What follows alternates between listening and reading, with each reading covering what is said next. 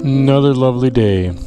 Well, we finally got away from the rain. We had 4.5 inches this past week, or past couple days, so a lot better than Milwaukee getting 14.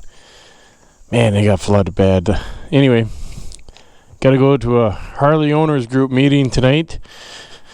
Gonna take the big guy. Thought maybe I'd bring you along. It's been a while since I've ridden this one. Hopefully the battery's still good. Let's see. Oh, I missed it. I flipped 40,000 on it. Oh yeah, still good to go.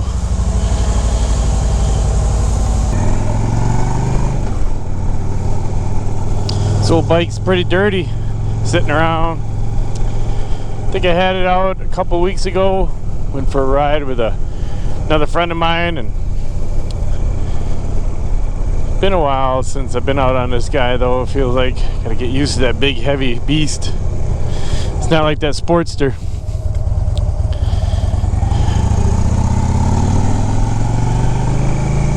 It's nice as the road's closed. You can get warmed up quick. It's good to do slow maneuvers.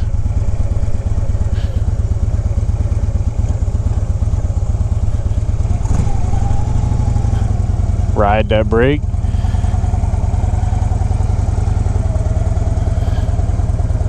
Whoop.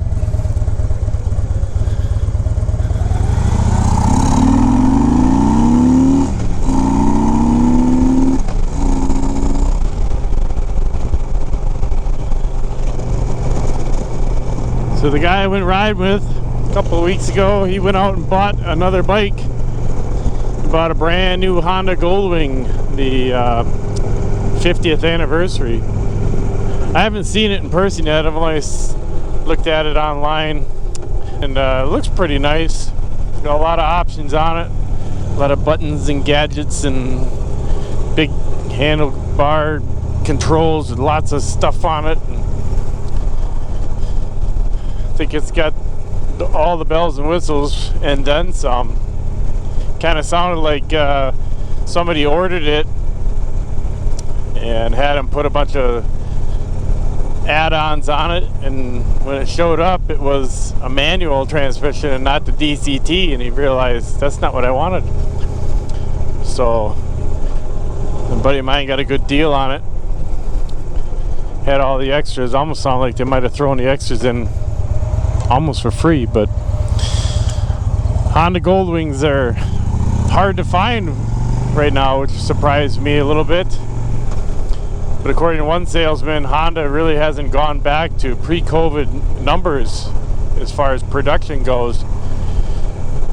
And I think he said it was something like 70 or 80%. It's a pretty high number. 70 or 80% of the Goldwings sold today are sold as the DCT models. People are getting away from the manuals. I can't imagine that. I mean, I'm sure it's nice. I've ridden the bikes now that have the what do you call it? The clutchless, where you can just pull up on the gear lever and shifts gears. You know, I thought, who would use that? But you know, I've ridden a couple bikes now that have that, and it's not bad. It's different. There's some limitations to it, though. I did notice when I was riding in Pan America that if you're decelerating, you can't pull the shifter up to the next gear. Like sometimes you're getting on it on the on-ramp, you're getting on the interstate and you're picking on it a little bit, you got her wide open and you bang through a couple gears. Now you're doing like 100 and you need to merge with traffic, but you're in like second or third gear yet, still winding out. If you let off the throttle, you can't upshift to like 4th, 5th, or 6th to bring the RPMs down. It's like when you're on decelerating, you can't upshift. I thought that was kind of weird. The only way you can upshift is if you're sort of neutral or accelerating, then it'll upshift. I would like it to be, I would like it to be no matter what I'm doing, accelerating, decelerating, neutral. If I want the next gear, I should be able to get it. If it's going to be clutchless, then it should be clutchless, right? I don't know. I don't know the mechanics behind it. I'm sure they have good reasons for making it like that, but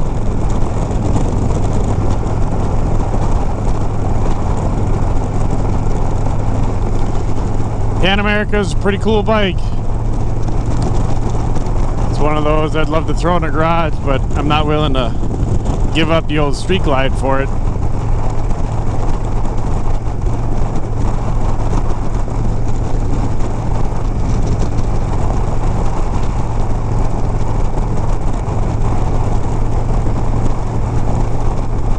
Well, I've been having some fun lately with my youngest boy.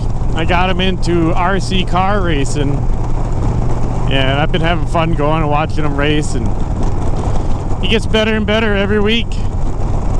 We go to the same track, Trackside Hobbies over in Brookfield. Nice people there.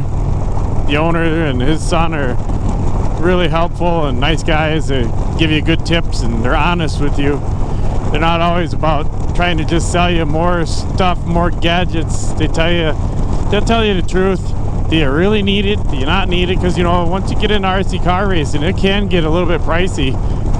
It's sort of one of those hobbies that nickels and dimes. You think, oh, it's only $16 for that part, or $6 for that, or, you know, it adds up every time you think, oh, it's no big deal. And next thing you know, a couple of weeks go by and you've raced a few times, and you start looking at your receipts, you're like, ooh. But anyway, my kid's getting pretty good at it, and I used to do it back in the 90s, like 95 to, I don't know, 1995 to 99, about 4 or 5 years I did it, something like that. I got quite a few trophies. Had a lot of fun with it. People are always really nice in RC car racing. And I thought about getting back into it myself, but, you know, like I said before, it can get a little pricey, but I've been enjoying watching my boy do it. And I think he's kind of wanting to take me on, so I bit the bullet and went out and bought one. I bought just the chassis though. I didn't buy everything for it yet. I'm going to try to buy a little bit here and there. My goal is to have something to run when the snow starts to fly. So winters here are so long and boring. I mean, I don't do snowmobiling anymore because it's hardly even worth having a snowmobile. You're lucky to get it out once or twice during the winter. The trails around here are almost never open just because we don't have snow. So I think this will be fun. And since we'll have 2 cars in the family, if my oldest boy ever wants to give it a try, which he always kind of scoffs at it, he's like, yeah, that's not for me.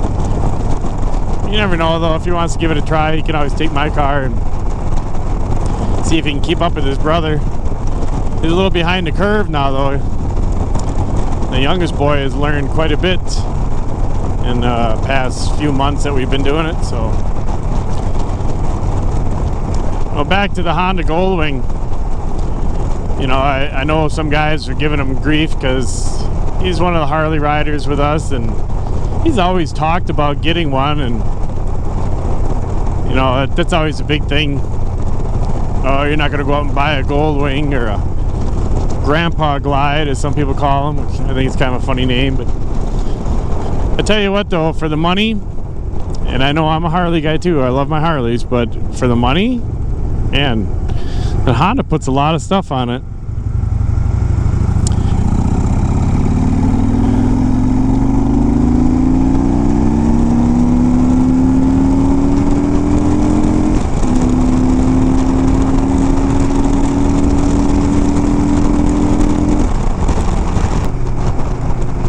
I couldn't begin to tell you all the different options and things that it can do. I did hear that it has wireless Apple CarPlay though, which is, I guess, rare because most auto manufacturers can't even do that. You have to have your phone plugged in order for CarPlay to work, but somehow Honda figured out a way.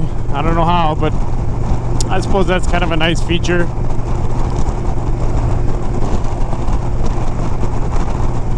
Probably always best to have your phone on you on your persons in case something happens.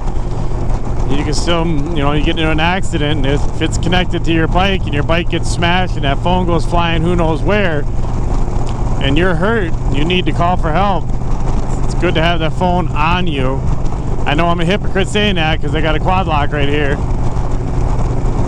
But I like to use my phone when I'm leading a ride or something. I like to have my Harley ride planner going up here telling me turn by turn of my planned route. Some people criticize, why do you have your phone up there? You're a safety officer, and you shouldn't be looking at that phone when you're riding. Well, let's think about this for a second. My phone, I can play music, tells me what song's up there. I can look at the map. If I had the tire pressure monitoring system on the bike, I can bring that up. You can tell me what my tire pressures are. And what else? I can make phone calls. I can see who's calling me. And it's connected to my Cardo, so I can just tell Cardo to answer it, and all that good stuff. And everything that I just rattled off can be done on the new Harleys with the infotainment system. All that same information can be displayed right there. So if having a phone up here is dangerous because it takes your mind and your eyes off the road, you can say the same thing about that new infotainment system. So there's a good argument there. The newer bikes with all that technology might be taking your eyes off the road a bit. Maybe we should get back to just dials or just basic information, And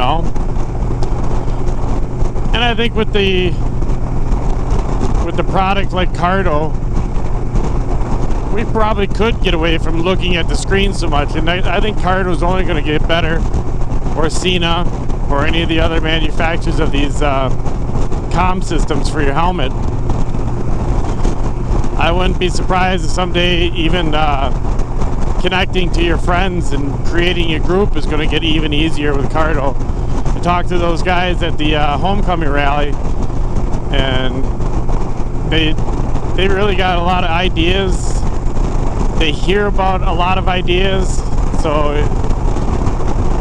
there could be a lot of new things coming up to make use of those a lot easier and more intuitive, if that's the word I'm thinking of.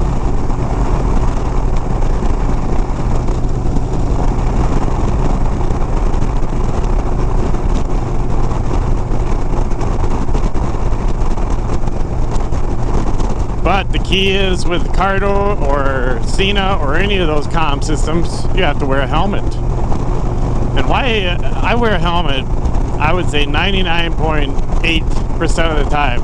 Once in a while, you'll see me go around a country block just on a hot day or whatever, and I just want to cool off. I might go around the block and nice and easy. So I can't criticize people too much for not wearing a helmet, but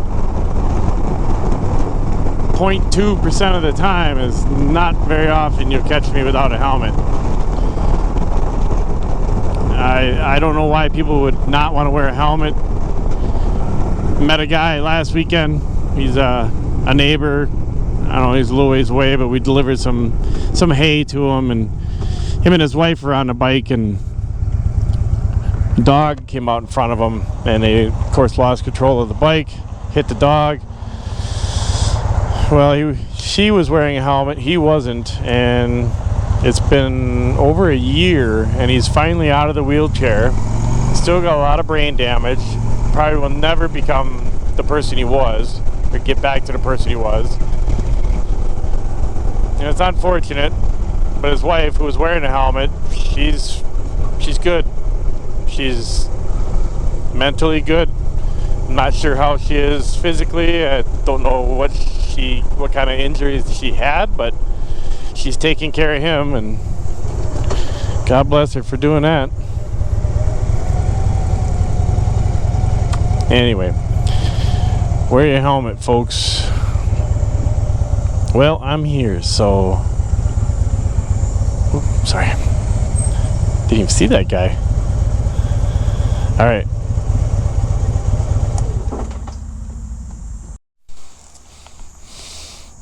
Well, the meeting's over. Talked about a couple of things.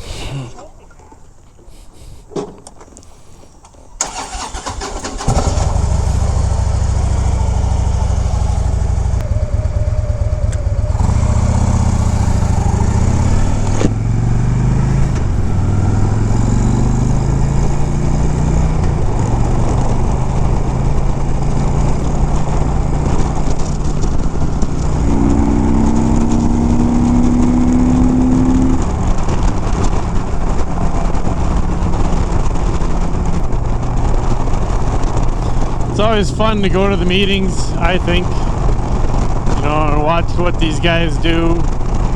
I'm not a member. We have a committee called Rock Wisconsin, and some of these guys, they do some pretty extravagant overnight rides.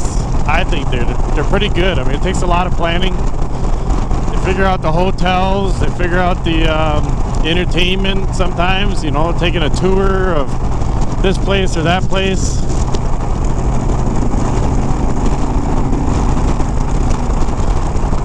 This weekend they got a passport ride, it's called, and I don't know if other states do it.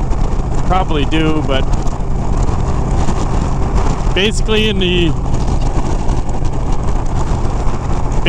state of Wisconsin, participating Harley-Davidson dealerships will they can put on a map, and you get this big map or whatever and ride from dealership to dealership, and they stamp your map. And in the end, I forget how many there are. I want to say it's like 14 or 15 dealerships, something like that. Once you get them all stamped, you put your information on there and turn it in with a chance to win, I don't know what it is, $1,000 or they have various different prizes, like $1,000 for first place and a set of tires for second, and I don't know, all kinds of different things you can buy or win. So yeah, these guys, they put a lot of work into figuring out the route and the timing, so they can hit the stores on time and get to various stores before they close. And then they got hotels like up in Green Bay. I think they're staying the night up in Green Bay and some hotel somewhere. Next day they get up and do a bunch of rides to other dealerships and stop to get lunch, and all this stuff is all figured out by the you know, usually 2 or 3 guys. I think they got like 30 some bikes or something going, or right around 30 bikes, give or take a little. And yeah, sounds like fun. I'm not going on it. I'm sure I would enjoy it if I did, but got a little too much stuff going on to take time away and enjoy those long overnight rides. Plus the cost of hotels, it's not cheap.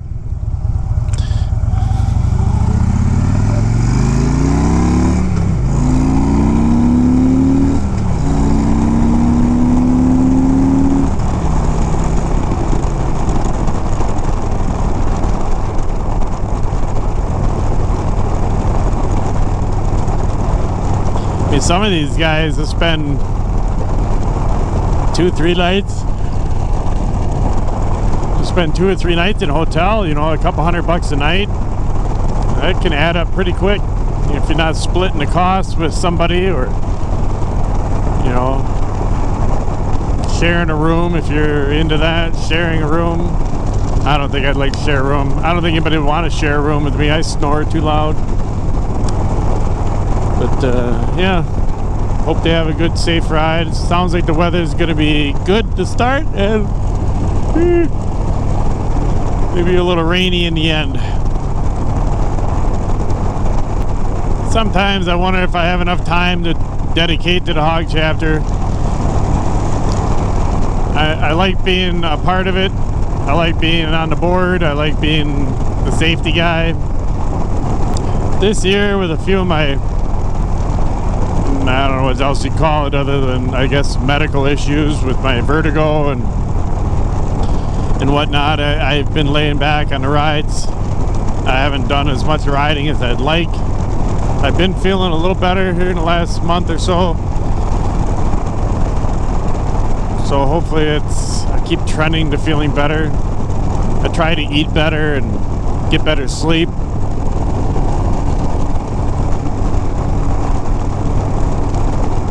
But who knows?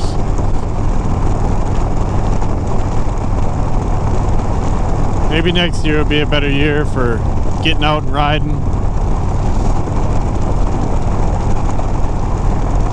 I don't know if if I'm up for planning a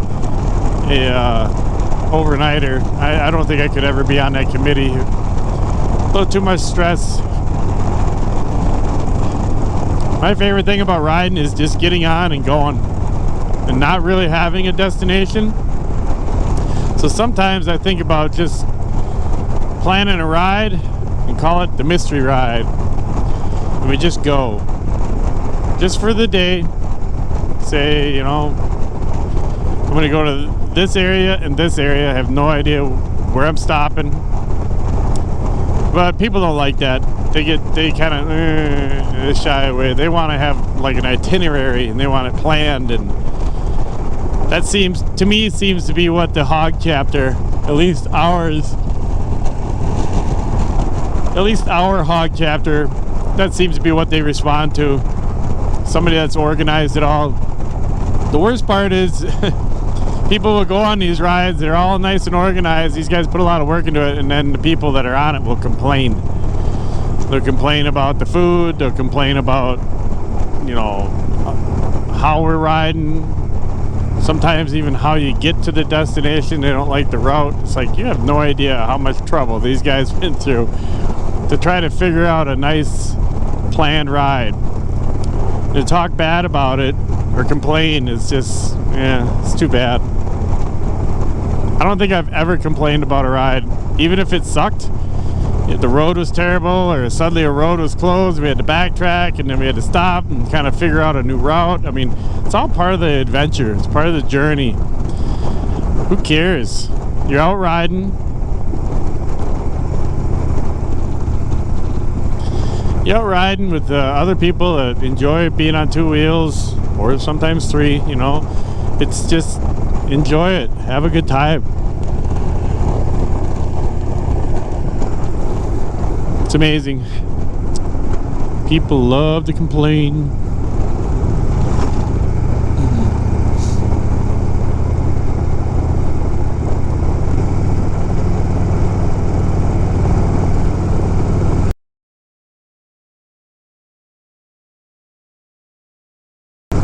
That was an old bike.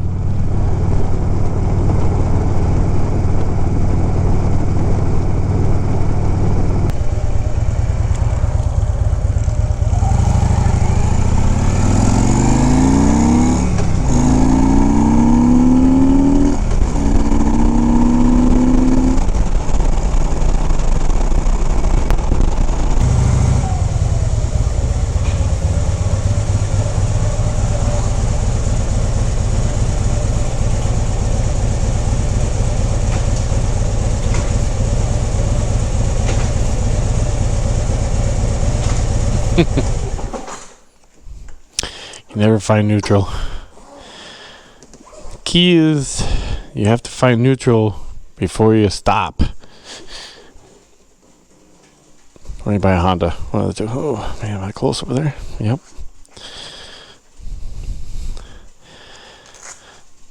Parked it a little sideways. I was trying to save some room. Oh well. Let's go back and look at the beans, see how they're doing.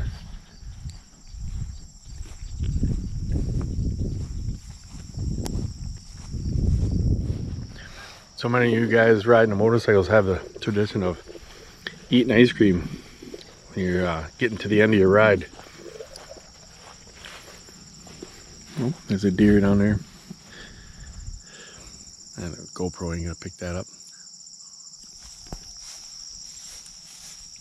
See some of the pea pods. You're getting there. Certainly got some rain for them to try and fill out.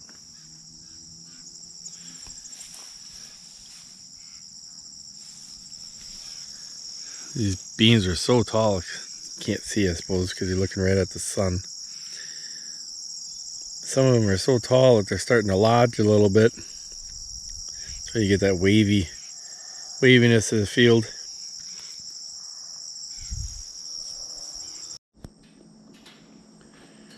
Well, I hope you enjoyed that little ride.